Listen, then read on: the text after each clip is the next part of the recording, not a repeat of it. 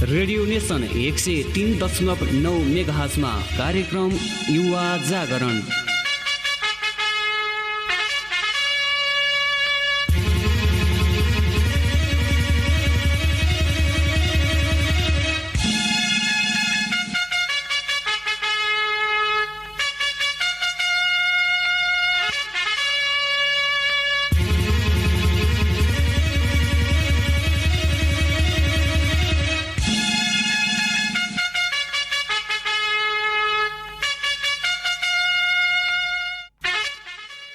युवामा भएको बल अनि बुद्धिलाई सही तरिकाले प्रयोग गर्न सक्ने हो भने जस्तोसुकै चमत्कारिक काम पनि सम्भव छ सकारात्मक तरिकाले।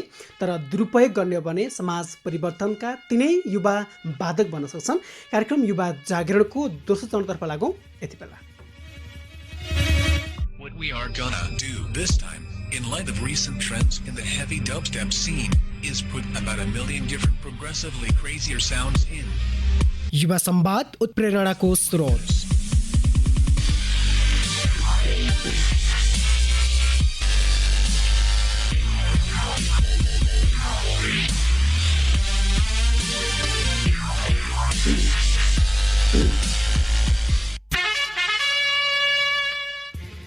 युवा जागरणको युवा संवादमा विभिन्न विधामा रहेका युवाहरूलाई जोड्ने प्रयास गर्दै आउने क्रममा आज हामी समक्ष एकजना त्यस्तो व्यक्ति हुनुहुन्छ जसले नेपाली भनौँ न समाजमा रहँदै गर्दा राष्ट्रको लागि के गर्नुपर्छ भन्ने अभिप्रायलाई आत्मसात गर्दै अगाडि बढ्ने क्रममा विभिन्न खालका आरोह अवरोह पार गर्दै सरकारी जागिरेको एउटा खुड्किलाहरू पार गर्दै अगाडि बढ्नु भएको छ।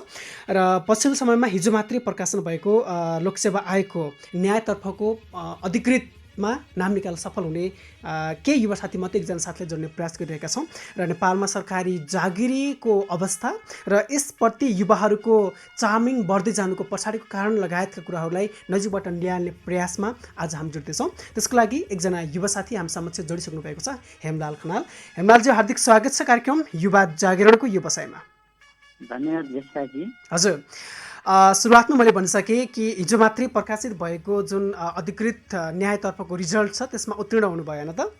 हजुर, सुरुमै तपाईँलाई बधाई दिन चाहन्छु। धन्यवाद जेठाजी, धन्यवाद।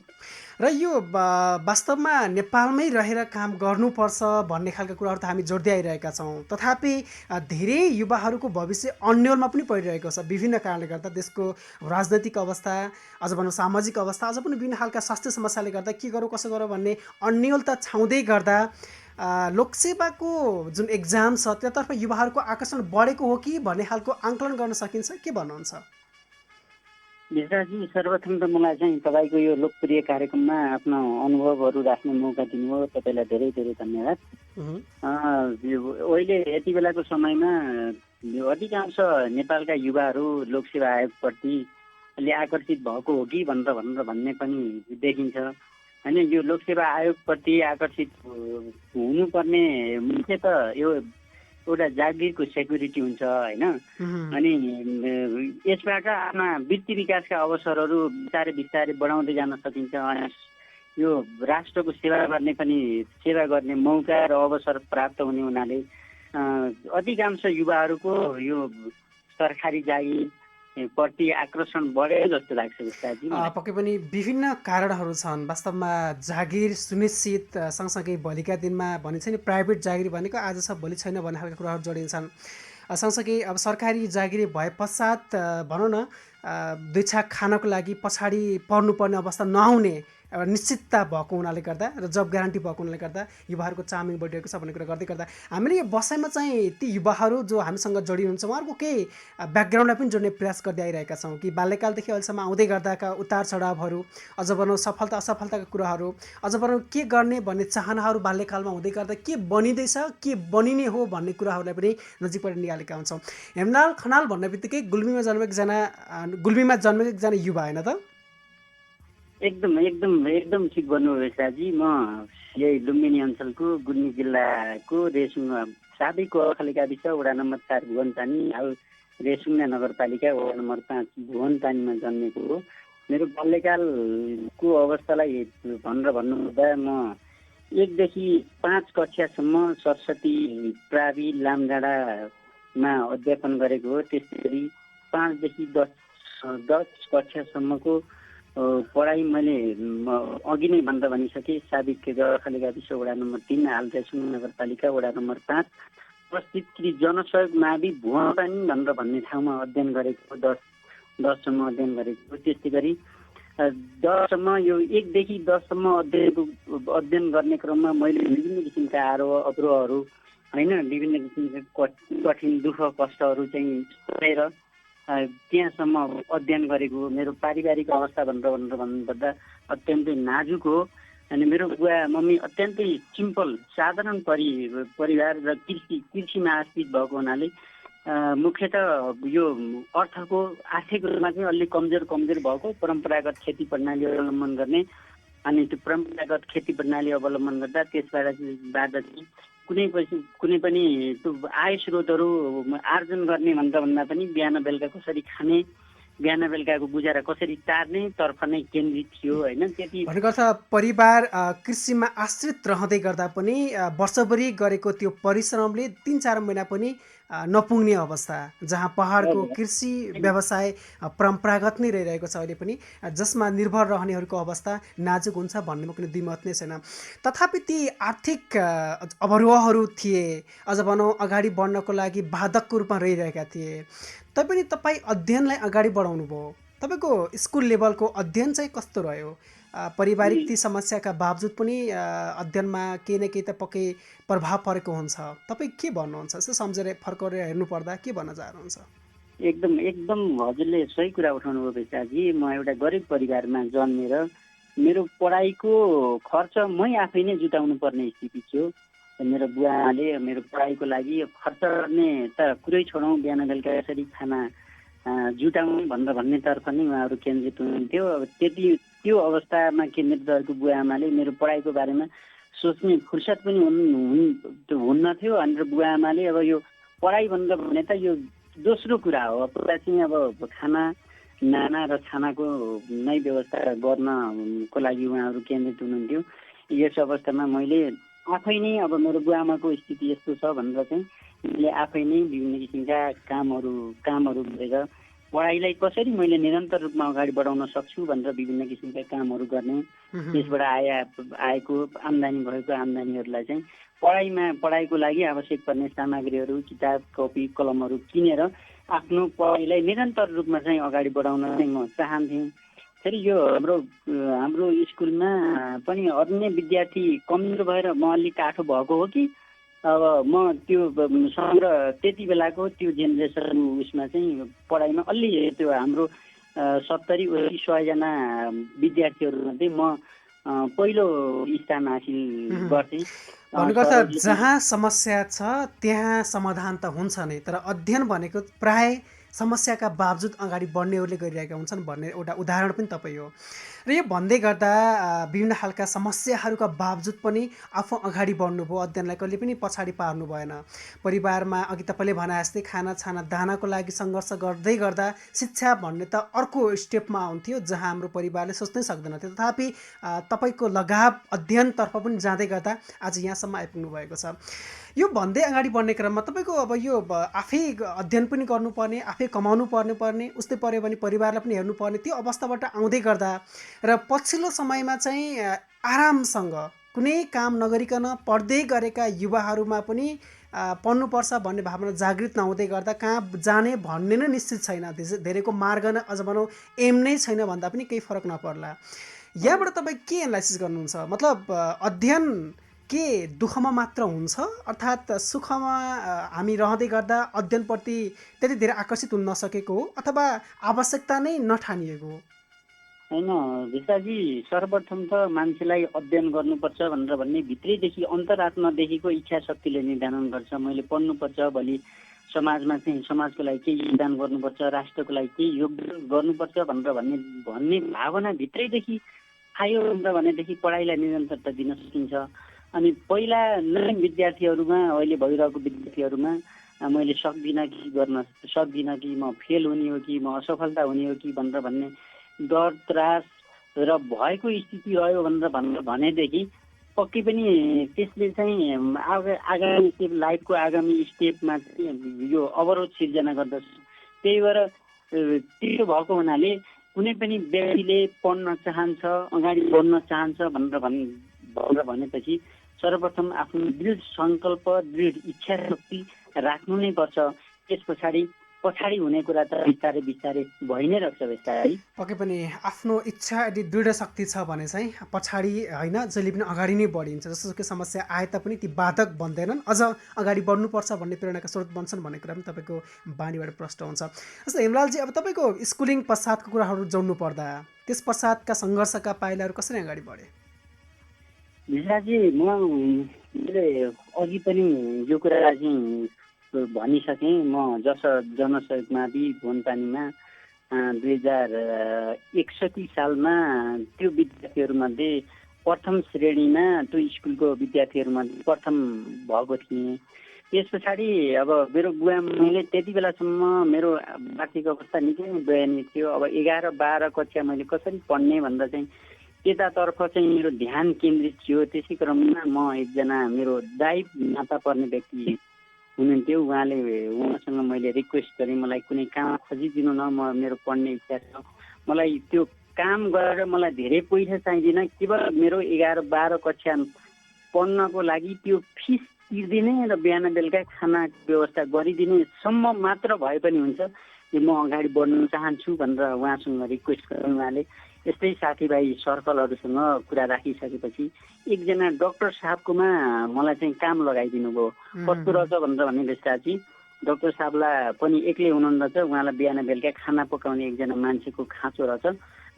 मैले नभन्दै उहाँको उसमा चाहिँ बसेर त्यो डाक्टर साहबको सेवा गर्ने मौका पाएँ। उहाँले पनि मलाई आएर चाहिँ इन्सपायर गर्नुभयो, अगाडि बढ्नुपर्छ भनेर भन्नुभयो। काम त उहाँको गर्थेँ, तर पनि एउटा चाहिँ अनुकरणीय व्यक्तित्वको रूपमा उहाँलाई लिएँ मैले। अनि 11-12 कक्षाको फिस उहाँले तिरिदिनु भयो। अनि बिस्तारै म तिरिदिइसके पछाडि +2 त्यसरी नै म पास गरेँ भेषाजी। त्यसपछि ब्याचलरतिर पढ्ने क्रममा मैले मेरो यो +2 मा म्याथ र यो इकोनोमिक्स लिएर पढेको थिएँ। म्याथ पढेको स्टुडेन्टलाई बोर्डिङ स्कुलहरूले यसले पढाउन सक्छ, गर्न सक्छ भनेर चाहिँ त्यो हायर गरेर लैजाने अनि पढाउन राख्ने त्यो सिस्टम चाहिँ हुन्थ्यो। म्याथ पढेको स्टुडेन्टहरू अलिक कम हुने। त्यसो भएको हुनाले एउटा बोर्डिङले मलाई अफर गर्यो, तपाईँ पढाउनुहोस् भनेर अफर गरेको हुनाले म पहिला गुडविल बोर्डिङ स्कुल भनेर भन्ने स्कुल थियो हाम्रो गाउँकै बोर्डिङ स्कुल, त्योमा म झन्डै 1 वर्ष जति अध्यापन गरेँ। त्यो पनि कति तलबमा भनेर भन्नुहुन्छ भनेदेखि 1400 मलाई चाहिँ तलब दिने गर्यो। मलाई 1500सम्म बनाइदिनु न भनेर उहाँहरूसँग मैले रिक्वेस्ट गरिसकेपछि 1500 तलबमा 1 वर्ष मैले चाहिँ पढाएको साथी। त्यसले मेरो आगामी त्यो ब्याचलरको चाहिँ पढ्ने खर्च अनि आफ्नो जेब खर्च सबै चलाएर र त्यसरी चाहिँ बढ्दै गरेको। अनि ब्याचलर पनि म त्यसै गरी नै एउटा यो तमघासमा रेसिङमा यो गुल्मी जिल्लाको सदरमुकाम तमघासमा आदर्श विद्याश्रम भन्ने एउटा बोर्डिङ थियो। त्यो बोर्डिङमा फेरि पुनः उक्त बोर्डिङमा जोइन गरी त्यहाँ पढाउँदै अनि ब्याचलरसम्मको अध्ययनहरू मैले चाहिँ त्यहाँबाट त्यसरी कम्प्लिट गरेको।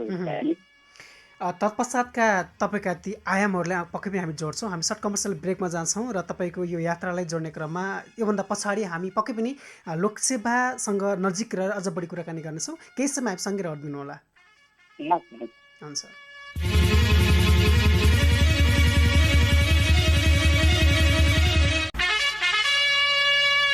रेडियो नेसन 103.9 मेगाहर्जमा कार्यक्रम युवा जागरण।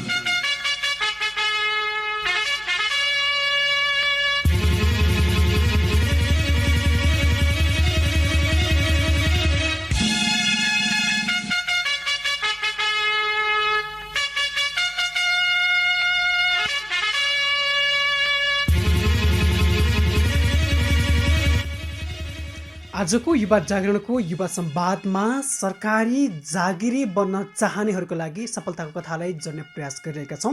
यो भित्रका बाँकी कुराहरूलाई जोड्नको लागि हामी समक्ष आजका अतिथि एकजना युवा साथी हेमलाल खनाल पुनः आइसकेको छ। हेमलालजी, हार्दिक स्वागत कार्यक्रममा अगेन। धन्यवाद बेस्ताजी। र कार्यक्रमको दौरानमा हामी रहँदै गर्दा तपाईँका जीवनका अरू अवरोहहरूलाई स्वीकारिरहेका छौँ, सुनिरहेका छौँ र सुन्ने श्रोताहरूमा पनि वास्तवमा जीवन भनेको त्यो हो जहाँ दुःख कष्ट छ, सुखै सुख भएको त जीवनको के नै अर्थ हुन्छ र भन्ने खालको भावना पनि पैदा भइरहेको हुनसक्छ। र जो जहाँ तनावमा हुनुहुन्छ पक्कै पनि होइन, तनावभित्रबाटै सफलता ल्याउन सकिँदो रहेछ है भन्ने खालको आत्मविश्वासलाई पनि दरिलो पारिरहनु भएको हुनसक्छ र त यो कुराकानी जोडिरहेका छौँ। तपाईँले भने जस्तै विभिन्न खालका ती आरोह अवरोह सँगसँगै अगाडि बढ्ने क्रममा तपाईँको ब्याचलर पनि सकियो, तत्पश्चातको तपाईँको यात्रा कसरी अगाडि बढ्यो? जी ब्याचलर सकिसके पछाडि म सोही क्रममा आदर्श विद्याश्रममा पढाउँदै थिएँ। त्यसपछि अब म मास्टर डिग्री गर्नको लागि अब यो काठमाडौँतिर जानुपर्छ, काठमाडौँ छिर्नुपर्छ, त्यहाँबाट म्याथमेटिक्समा ब्याचलर डिग्री गर्नुपर्छ भनेर भन्ने उद्देश्यले म 2069 साल चैत्र 3 गते काठमाडौँ प्रवेश गरेको। काठमाडौँ प्रवेश गर्ने क्रममा पनि कसरी प्रवेश गरेको भनेर भन्दा काठमाडौँको लागि चाहिने उड्ने डोसाउने खाना पकाउने भाँडाकुँडा सम्पूर्ण चिजहरू सब मैले घरबाट नै ल्याएको। यहाँनिर आएर जोहो गर्ने मेरो स्थिति थिएन। उहीँबाट बोकेर यहाँ ल्याइसके पछाडि एकजना साथी अनि म भएर काठमाडौँमा बस्यौँ। बसिसके पछाडि यहाँ काठमाडौँको माहौल कस्तो रहेछ भनेर भन्दा सबै साथीहरूले लोकसेवा तयारी गर्नु हुँदो रहेछ। म पनि उहाँहरूप्रति एउटा इन्सपायर भएँ, लोकसेवा तयारी गर्नुपर्छ। डिग्री पढ्नुभन्दा अगाडि म लोकसेवा तयारी गरेर कुनै एउटा पोस्टमा नाम निकाल्नुपर्छ अनि मात्र डिग्री गराउँला, डिग्री सकाउँला भन्ने सोच आयो। तत्पश्चात मैले 1 वर्ष राम्रैसँग पढेँ। त्यही वर्ष अफिसर, नासु, खरिदार लगायत यावत यो विज्ञापन भएका सम्पूर्ण विज्ञापनहरूमा चाहिँ मैले परीक्षा दिएँ। अनि अर्को वर्ष 2071 सालमै म यो नायब सुब्बामा काठमाडौँबाट सिफारिस हुन सफल भएको बेसराजी। भनेको अर्थ तपाईँ जसरी तपाईँले भन्नुभएको आफ्नो आए पश्चात लोकसेवा तयारी गर्नुपर्छ भन्ने खालको साथीहरूको त्यो दैनिकी देखे पश्चात इन्सपायर हुनुभएको हो, अर्थात् पहिलादेखि नै तपाईँको चाहना थियो कि म यसो गर्छु उसो गर्छु भन्ने खालको? बेसाजी एउटा मेरो अन्तरात्मादेखि नै यो राष्ट्रको लागि के गर्नुपर्छ, राष्ट्रको सेवामा लाग्नुपर्छ भन्ने अन्तरात्मादेखि नै त्यो इच्छा छँदै थियो। त्यो इच्छालाई साकार पार्नको लागि काठमाडौँ आइसकेपछि साथीभाइहरूको सर्कलले पनि मलाई इन्सपायर गरेको बेसाजी। अनि त्यो नगरेसम्म म एक गरिब परिवारमा जन्मेको, मेरो अन्तिम अस्त्र सबल बनाउने, पारिवारिक स्थिति सबल बनाउने अन्तिम अस्त्र भनेर भनेको लोकसेवा नै हो। यसमा पास गर्नुपर्छ। मैले कुनै व्यवसाय बिजनेस गर्नको लागि मसँग आम्दानी थिएन, त्यतातिर मेरो जाने सोच नै भएन। अब त्यो लगानी गर्ने, त्यो इन्भेस्ट गर्ने स्रोत नै नभइसकेपछि म त्यहाँ कसरी जान सक्छु र भनेर भन्ने एउटा सोच आयो। त्यता पनि गर्न नसकिसके पछाडि मेरो अन्तिम विकल्पको रूपमा लोकसेवा पढ्ने। पक्कै पनि सङ्घर्षमय जीवनबाट अझ भनौँ दुःखको त्यो भनौँ न भेलबाट पनि कहीँ कति सुख भेटिन्छ है भन्ने खालको, त्यसको लागि हामी प्रतीक्षा गर्नुपर्छ, सङ्घर्ष गर्नुपर्छ भन्ने खालको कुराहरू तपाईँको जीवनीबाट हामी लिँदै गर्दा पछिल्लो समयमा युवाहरूमा अलिकति भनौँ न आफ्नो देशमै के गर्नुपर्छ भन्ने भावना जागृत भएको पनि देखिन्छ एकातर्फ हेर्ने हो भने। अर्कोतर्फ हेर्ने हो भने तपाईँले भने जस्तै विभिन्न खालका तनावले गर्दा अब गाँसकै लागि भनौँ न के गर्ने कसो गर्ने भने तनावमा भइरहेको युवाले देशको लागि त के नै गर्न सक्छ र, होइन? त्यो खालको अभाव रहँदै गर्दा होइन अब नेपालमै बस्दै गर्दा पनि समस्या आउँछ है भनेर विदेश जानेहरूको सङ्ख्या पनि छ र नेपालमै बस्न चाहने, नेपालमै के गर्छु भन्ने चाहना भएका युवाहरू पनि नेपालमै रहन नसक्दा सरकारले गर्नुपर्ने कामहरू अझ भनौँ संवैधानिक निकायले ध्यान दिनुपर्ने कुराहरूबारे तपाईँ के भन्नुहुन्छ? यो बेसाजी कस्तो हुन्छ भनेर भने सबैभन्दा पहिला त मैले अघि पनि हजुरसँग उल्लेख गरिसकेँ, मान्छेमा एउटा इच्छा शक्ति चाहिन्छ। विदेश गएर पनि मान्छेले विदेश गएर कति पछि यो धेरै यो टेम्परेचरमा यो गर्मीमा आफ्नो श्रम पसिनाहरू दान गरेर सीमित रूपमा चाहिँ आय स्रोतहरू आम्दानी गरिरहेको अवस्था छ। त्यति नै विदेशमा गएर जति युवाहरूले जति मेहनत परिश्रम गर्न सक्छन् त्यो परिश्रम स्वदेशमा नै गर्न सकेको खण्डमा स्वदेशमा नै मनज्ञ आम्दानी गर्न सकिन्छ, स्वदेशमै इस्टाब्लिस हुन सकिन्छ। विदेश भनेर भनेको एउटा चाहिँ फेसनको लहर, एउटा रहरको विषय मात्र नभएर भएको पनि म देख्छु। त्यही भएर त्यो विषयलाई मध्यनजर गर्दै सकभर देशमै इस्टाब्लिस्ड हुनुपर्छ भनेर भन्ने मतलब mentality एकजना राख्नु साथीले राम्रो गर्यो भन्दैमा उसको लहलहैमा लागेर विदेश जानु, अझ भनौँ सामाजिक सञ्जालमा रमाइलो गरेको त्यो तस्बिरहरूले पनि लोभ्याएर धेरैको मन आकर्षित भइरहेको हुनसक्छ विदेशतर्फ। त्यतर्फ आफू धेरै सोचेर बुझेर मात्र कदम चाल्नुपर्छ र स्वदेशमै नेपाली युवाहरूलाई आफ्नै माटोमा केही गराउनको लागि सरकारी पक्षबाट पनि केही कदमहरू चालिनुपर्छ, जहाँ कि स्वदेशमा रहन चाहने र नेपालमै के गर्न चाहने मन भएकाहरू परिवारलाई छोडेर त्यो गर्मीमा रगत पसिना बगाउन विवश पक्कै हुने थिएन न त? एकदम एकदम भेषराजी, यो अहिलेको यो लहरले पक्कै पनि राम्रो सन्देश चाहिँ दिइरहेको अवस्था छैन। मानिसहरू अब साथीभाइहरूको लहरैमा लागेर कोहीको बाध्यता पनि हुनसक्छ स्वदेशमा पनि राम्रो यो कुनै पनि पेसा व्यवसाय गर्ने एउटा चाहिँ सर्वप्रथम राज्यले पनि त्यो वातावरण बनाइदिनु पर्यो। अनि युवाहरूलाई पनि नेपालमै केही गर है, तिमीहरूले चाहिँ गर्न सक्छौ, तिमीहरू उद्यमशील भनेर भन्न सक्छौ, उद्यमशील बन्यौ भनेर भनेदेखि राष्ट्रलाई फाइदा हुन्छ, तिमीहरूलाई फाइदा हुन्छ। अनि स्वदेशमा भइसके तिमीहरूको चाहिँ पारिवारिक सुरक्षाको अवस्था रहन्छ, आफ्नै सुरक्षाको अवस्था रहन्छ। अनि स्रोत र साधनहरूको पनि त्यही किसिमले चाहिँ परिचालन गर्न सकिन्छ भन्ने मेन्टालिटी राख्नु जरुरी देख्छु पक्कै पनि। मैले। स्वदेशी माटोमै रहँदै गर्दा, घर परिवारसँगै रहँदै गर्दा अलिकति धनमा कम भए तापनि सन्तुष्टि प्राप्त हुन्छ। सायद त्यो पनि जीवनको लागि आवश्यक पर्ने, आर्जन गर्नुपर्ने एउटा कुरा हो जस्तो लाग्छ होइन त?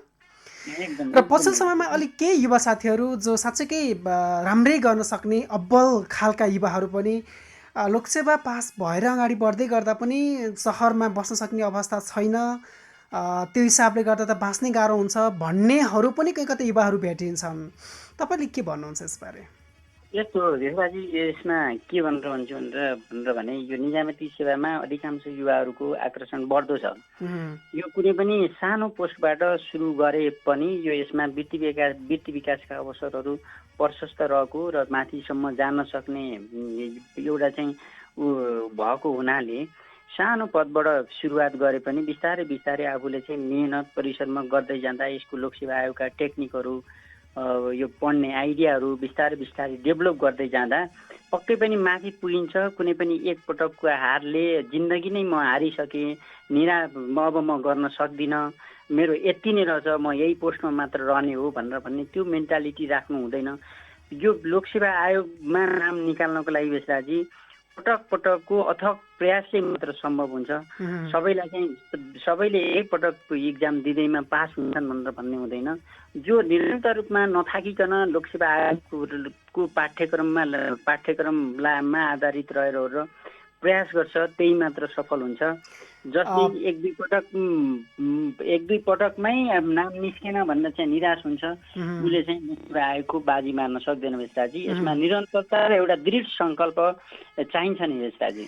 अथक प्रयास चाहिन्छ नै, त्यो सँगसँगै अगाडि बढ्नुपर्ने हुन्छ भन्ने कुरा तपाईँको रहँदै गर्दा हामी कार्यक्रम युवा जागरणको अन्तिमतिर पनि छौँ र तपाईँलाई मैले जोडी पनि रहेँ। तपाईँको जीवनका आयामहरूलाई नजिकबाट निहाल्ने क्रममा पनि हामी केही न केही पाठ सिकिरहेका हुन्छौँ र त्यो सँगसँगै तपाईँको बाढीमा पनि केही गर्नुपर्छ है, केही नेपालमै गर्नुपर्छ भन्ने खालको त्यो भाव पैदा भइरहेको छ। यहाँबाट पनि केही कुरा सिक्न सक्छौँ। हामी अन्तिममा छौँ।